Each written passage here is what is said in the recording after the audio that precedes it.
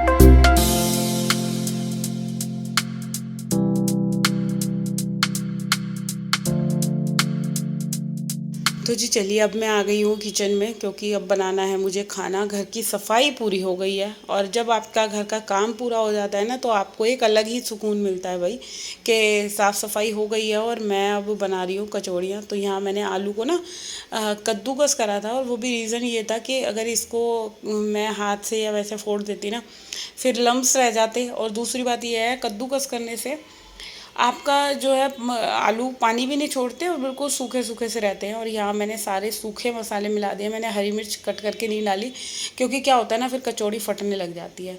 तो बस यहाँ पे आलू की स्टफिंग मैश कर देंगे। आटे का डो मैंने लगा के रख लिया है, और कढ़ाई मैंने इधर एक गैस पे रख दी है। तो बस अब फटाफट से लगती हूँ मैं कचौड़ियाँ बनाने में, क्योंकि गर्मी का टाइम है। जितना जल्दी कचौड़ी वगैरह बन जाए ना, तो मेरे लिए ही बहुत ज़्यादा एक रिलैक्सेबल होगा। और अच्छा, ये देख सकते हो आप लोग, मेरी कढ़ाई जो है जल गई है। क्योंकि आप ये मत सोचना मैं गंदे तेल में बना रही हूँ। ये मॉर्निंग में मैंने जो भगवान जी के लिए पूड़ियाँ वगैरह बनाई थी ना, ये उसका ही उसी वजह से जो है कढ़ाई जल गई है। और एक तो ना ये कढ़ाई हल्की बहुत है, मैं इस चीज़ से बहुत ज़्यादा परेशान हूँ। बट कोई नहीं, अब जो है फटाफट फटाफट कचौड़ियाँ बेलते हैं।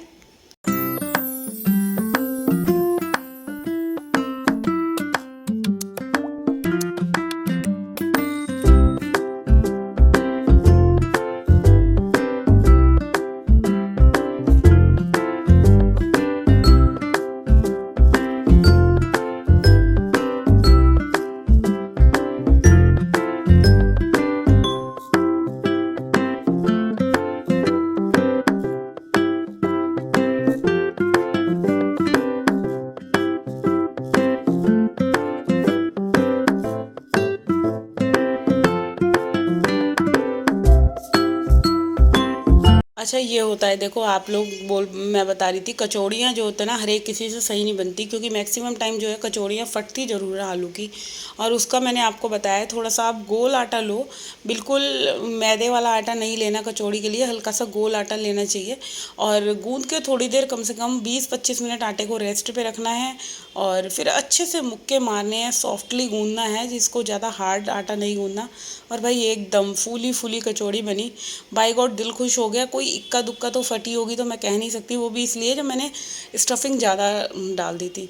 तो यहाँ पे जो है मैंने सारे आटे की कचौड़ी वगैरह बना के रख दी थी। और फिर क्या है कि ये कढ़ाई जो है भाई, मैं दिखा रही हूँ ना, बहुत ज़्यादा जल गई। और इसको जो साफ़ करने में मेरी हालत ख़राब हो गई ना, वो मैं आप लोगों को बता नहीं सकती। तो चलिए इधर जो है कचौड़ियाँ मैंने देख सकते हैं आप, मैंने बास्केट के अंदर रख दी है क्योंकि हॉट केस में तो आने से रही बहुत ज़्यादा थी। अब जो है ना कचौड़ी वगैरह बना के मैं कर दूँगी एक बार को किचन साफ़, फिर इसके बाद जाऊँगी शावर लूँगी नहा धो के, फिर करती हूँ मैं अपने वट सावित्री व्रत की पूजा। और आप लोगों को भी जो भी जितनी भी सुहागन है भाई, सबके जो सुहाग है वो अमर रहें, सब सदा सुहागन रहे, मैं यही विशेष करूँगी मेरी प्यारी प्यारी यूट्यूब फैमिली के लिए। तो चलिए अभी ये थोड़े से बर्तन हो रहे थे ना, तो इन सबको भी मैं वॉश कर लेती हूँ। अच्छा, मैंने खाने की पूरी तैयारी कर दी, सैलेड रायता वगैरह सारी चीज़ें तैयार कर दी थी। और इतने में आ गया था डुग्गू, जो कि क्या है कि भाई बच्चों का टाइम ही हो जाता है भूख का, 1:30 बज चुके थे। तो मैंने उसको भी खाना दे दिया, क्योंकि मैंने अपनी जो थाली थी ना भोग की वो मैंने निकाल ली थी। उसके बाद जो है बच्चों को खाना देना, भाई पहले बच्चे हैं कि किस रूप में नारायण मिल जाएं, तो पहले डुग्गू को दे दी थी। और वैसे भी सुबह तो भोग एक बार लग ही चुका था, बट पूजा जो मेरे को वट सावित्री व्रत की करनी थी वो नहीं हो पाई थी। तो चलिए इधर जो है मैंने डुग्गू की प्लेट लगा दी है, और गरम गरम कचौड़ियाँ थी इसलिए मैंने इनको ढक के रख दिया कि खाने में ना गरम ही अच्छी लगती है। तो यहाँ एक खीर थी, रायता था, तो डुग्गू तो रायते से ही कह रहा था कि मेरे को कचौड़ी दे देना, खीर अभी नहीं खाऊंगा। और मैंने जो है अपनी दूसरी पूजा की प्लेट थी वो भी लगा ली थी, क्योंकि प्लेट में इधर रायता नहीं होता जो कि। तो जी चलिए इधर जो है मैं नहा धोकर आ गई हूँ, और यहाँ पे जो है सबसे पहले मैं आपको ठाकुर जी के दर्शन करवा देती हूँ। तो वैसे तो पूजा एक बार को सुबह हो गई थी, बट अभी जो है वैसी जो पूजा करनी है मुझे, मैं वो ही आप लोगों के साथ दिखा रही हूँ। थोड़ा ना कैमरे में डस्ट आ रही थी, तो मैंने कैमरा ही क्लीन कराए। और दोपहर के बज चुके थे, 1:30 पौने 2 का टाइम था। और यहाँ पे जो है मैंने ये साड़ी पहन ली है, और भाई गर्मी का टाइम था, साड़ी पहन तो ली, बट हालत बहुत ज़्यादा मेरी ख़राब हो रही थी। बट कोई नहीं, पूजा पाठ के टाइम पे तो एक बार को पहननी बनती ही है। तो बस यहाँ पे जो है, अच्छा साड़ी ना बहुत ज़्यादा रपटनी थी, मतलब सिल्की वैसा सिंथेटिक वाला कपड़ा है ना, तो बिल्कुल भी ना सिर पे टिक ही नहीं रही थी। अब कोई ये कमेंट मत करना कि सिर पे साड़ी नहीं रख रखी, जितनी कोशिश हुई उतनी रखी। अब यहाँ पे क्या करना है, बड़ के पेड़ की जो टहनी थी वो मैंने मंगवा ली थी मम्मी जी से। तो ये सुहागने पूजा करती है, मम्मी जी ने करनी नहीं थी, तो यहाँ मैं किताब में ना कथा ही देख रही थी। बट फिर कथा जो है मेरे को याद थी, तो मैंने अपने मन में ही पढ़ ली। और कथा पढ़ने के बाद जो है फिर इसकी पूजा करी मैंने, बड़ के पेड़ की। और पेड़ की पूजा कैसे करते हैं कि हम तो कलावा बांध देते हैं सीधा सूत, वरना वैसे तो बड़ का पेड़ जो होता है ना मंदिर में जाके, पिछले साल तो मैंने मंदिर में जाकर ही की थी। बट अभी क्या होता है, मेरे को टाइम ही नहीं मिल पाता।